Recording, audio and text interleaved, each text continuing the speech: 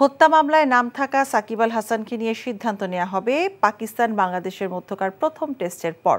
তবে চলমান টেস্টে সাকিব আল হাসানের খেলা চালিয়ে যেতে বাধা নেই বলে জানিয়েছেন বিসিবি সভাপতি ফারুক আহমেদ। মমিনুর রিপনের রিপোর্ট। মিরপুর স্টেডিয়ামে বিসিবি কার্যালয়ে বোর্ড পরিচালকদের সঙ্গে অনানুষ্ঠানিক বৈঠকে বসেন সভাপতি ফারুক আহমেদ। দীর্ঘ বৈঠকে অনেক কিছু নিয়ে আলোচনা হলেও সবার আগ্রহ ছিল হত্যা মামলায় নাম আসা জাতীয় দলের অলরাউন্ডার সাকিব আল হাসানকে নিয়ে। মামলার তদন্ত স্বার্থে তাকে পাকিস্তান থেকে দেশে ফিরিয়ে আনতে বিসিবির কাছে লিগ্যাল নোটিশও পাঠানো হয়েছে। তবে প্রথম টেস্ট শেষ হওয়ার পরই সাকিবকে নিয়ে সিদ্ধান্ত নেওয়া হবে বলে জানিয়েছেন বোর্ড সভাপতি। সাকিবের প্রসঙ্গটাই বলি, আপনি জানেন যে একটা মামলা হয়েছে।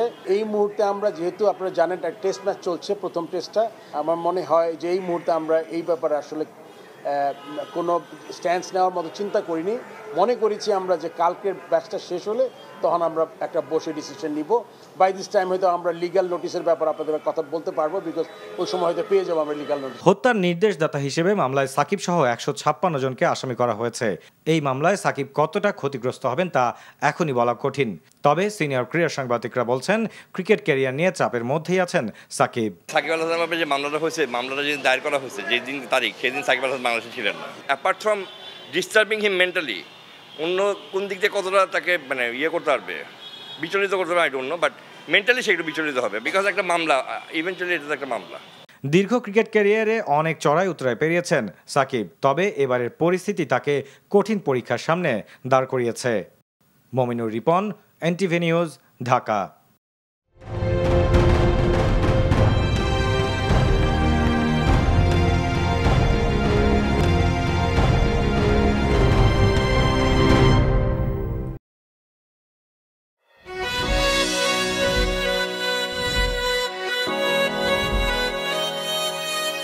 এই শুনছো, উঠো না।